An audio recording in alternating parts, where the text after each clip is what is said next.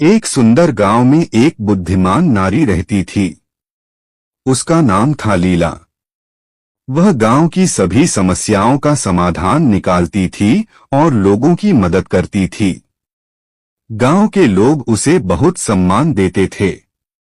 एक दिन गांव में एक प्रसिद्ध ऋषि आए। उनका नाम था आनंद। ऋषि ने गांव में शांति और प्रसन्नता देखकर लीला की प्रशंसा की। उन्होंने कहा, हे लीला, तुमने इस गांव को बहुत खुशहाल बनाया है। तुम्हारी बुद्धि और करुणा से लोग बहुत लाभान्वित हुए हैं। लीला ने विनम्रता से कहा, महात्मा, यह मेरा कोई विशेष गुण नहीं है। मैंने भी जीवन में बहुत संघर्ष किया है। मैंने देखा है कि दुख और सुख जीवन का हिस्सा है। हमें इन दोनों का सामना करने की शक्ति होनी चाहिए। ऋषि ने कहा, तुम्हारी बात सही है लीला। जीवन में उतार चढ़ाव आते रहते हैं। महत्वपूर्ण यह है कि हम इन परिस्थितियों से कैसे निपटते हैं। हमें धैर्य और शांति बनाए रखनी चाहिए। लीला ने पूछा, महात्मा, आप जीवन में क्या सीखे हैं? ऋषि ने मुस्कुराते हुए कहा, मैंने सीखा है कि क्रोध और लोभ मन को अंधा बना देते हैं। हमें इनसे दूर रहना चाहिए। हमें दूसरों की मदद करनी चाहिए और हमेशा सत्य का मार्ग अपनाना चाहिए। लीला ने कहा, महात्मा, आपकी बातें बहुत सार्थक हैं। मैं इन बातों को हमेशा याद रखूंगी। ऋषि ने कहा, लीला, याद रखो, ज्ञान केवल किताबों में नहीं मिलता है। यह जीवन के अनुभवों से भी सीखा जा सकता है। हर व्यक्ति के पास कुछ न कुछ। विक्रम एक प्रतिभाशाली युवक था। पढ़ाई में अव्वल, खेलों में दक्ष और कला में रुचि रखने वाला। लेकिन जीवन ने उसके साथ एक ऐसा खेल खेला कि वह धीरे धीरे खुद को ही भूलने लगा। सब कुछ एक दिन में ही बदल गया। एक सड़क दुर्घटना ने उसके माता पिता को छीन लिया। अकेलापन उसे घेरने लगा।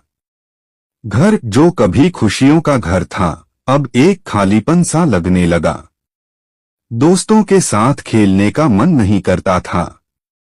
पढ़ाई में मन नहीं लगता था। दुनिया से कटने लगा। दिन भर अपने कमरे में बंद रहता। खिड़की से बाहर झांकता, लेकिन दुनिया धुंधली सी दिखती। लोग आते जाते, हंसते खेलते, लेकिन उसके लिए सब कुछ बेजान सा लगता।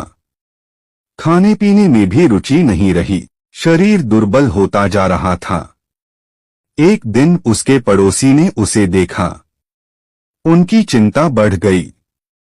उन्होंने समझाया, विक्रम, इस तरह से जीवन व्यर्थ नहीं जाएगा। तुम्हारे माता पिता भी यही चाहते होंगे कि तुम खुश रहो। विक्रम ने सिर झुका लिया। उसे पता था कि वह गलत कर रहा है, लेकिन खुद को संभाल नहीं पा रहा था। पड़ोसी ने उसे एक पुस्तकालय में ले गए। वहां किताबों की दुनिया ने उसे एक नया रास्ता दिखाया। उसने साहित्य पढ़ना शुरू किया।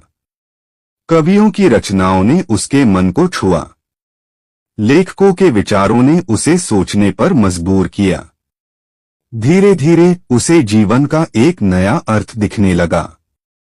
उसने महसूस किया कि वह अकेला नहीं है। दुनिया में भी ऐसे लोग हैं जिन्होंने दुख झेले हैं, लेकिन उन्होंने जीवन से हार नहीं मानी। उन्होंने अपने दुखों को अपनी ताकत बनाया।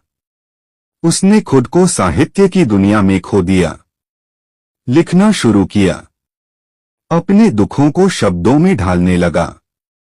धीरे धीरे उसके अंदर एक नई ऊर्जा का संचार हुआ। उसने सोचा, मेरे माता पिता चाहते होंगे कि मैं कुछ करूं। मैं अपने जीवन को सार्थक बनाऊं। उसने एक साहित्यिक संस्था बनाई। युवाओं को लेखन के लिए प्रोत्साहित किया। उनकी प्रतिभा को निखारा।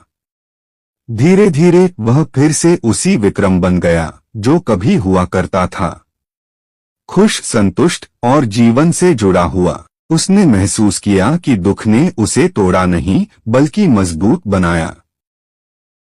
एक युवक सबको धोखा देने लगा, पत्नी समझाती है। एक कहानी जो हर किसी